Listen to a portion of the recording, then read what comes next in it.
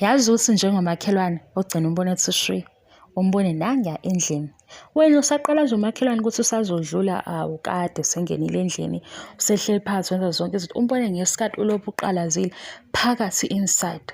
Ukuthi-ke ku-season 8 sebesichazelile ukuthi bayeza bazohlala phansi.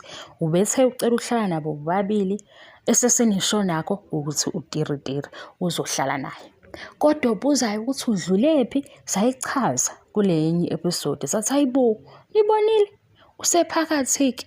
Mina ngithanda ukunixoxela into exoxa ngezithombe. Yabo lo wafika nokuthi indaba ixoxwa ngezithombe, nazi izithombe zixoxa indaba. Mawungayitholanga kusho ukuthi awuyitholanga, alikho-ke futhi iphutha ukuthi akayitholanga, kodwa usephakathi emzombe. Hayibo, hey.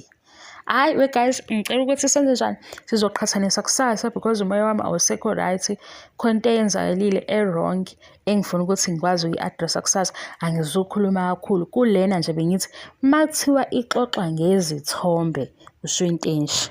Mawungayibambi futhi alikho iphutha, zikhona izinto esiyikhulumayo nawe zikudlule, zikhona futhi ezinye izinto esiyikhulumayo zibande nje. Mina okwami-ke ngiyabonga i-support ku-season 8, sithe amehlo sifuna ukubona sebehleli phansi sizwe-ke indaba ukuthi ihamba ithini noma usisi ucelani, kodwa sasikuzile. Wayecela ukuthi ukuzobabona bobabili ngoba ufuna ukukhuluma nabo before kuba nomshado.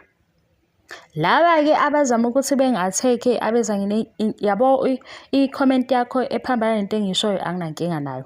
Inkinga masunenhlamba, mina ngiyakubhlokha-ke nje inhlamba because angihambisani nayo. Ukubhlokha ngizokubhlokha fast. Thank you so much for love and support. Ngiyabonga, angiqedi. Bye.